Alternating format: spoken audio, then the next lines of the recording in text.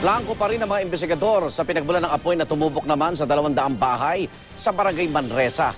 Siksikan ngayon sa pansamantalang tuluyan ang mga nasunugan, kabilang na ang nagdadalamhating kaanak ng 2 nasawi sa insidente. Nakatutok doon live si Jiggy Manicad. Jiggy!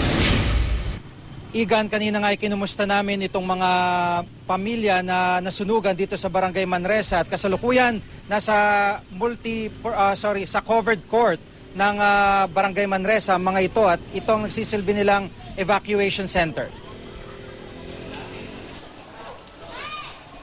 Sa loob ng covered court ng Barangay Manresa, Quezon City, nagsisiksikan ngayon na may 500 pamilya na nasunugan kaninang madaling araw sa Mauban Street.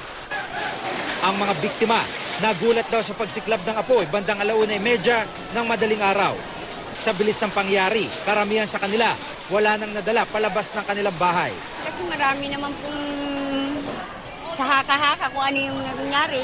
Kaya hindi po namin alam kung ano po talagang tunay na pangyayari. Bigla lang ho kayo sa pangyari. Bigla ako kasi lumaki na kagad yung apoy. Nag-start yung sunog, tapos kanya-kanya lang kami ligtasan kasi lumakas yung apoy. Masyado mabilis. Mabilis talaga ang sunog. Kaya umano kami, nagtakbuhan na lang kami kaya yung mga gamit namin na sunog.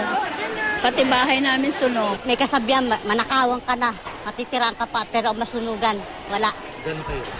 Mahirap, marami na kami dinanas. Nananawagan po ako sa kung sino pong mga taong gustong tumulong po sa barangay namin na nasunugan.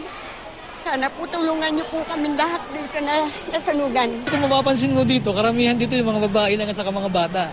Yung mga lalaki, nandun, nag-aayos agad ng mga bahay nila sa nasunugan mismo. Sa isang sulok ng covered court, tahimik na umiyak si Joanna Espina.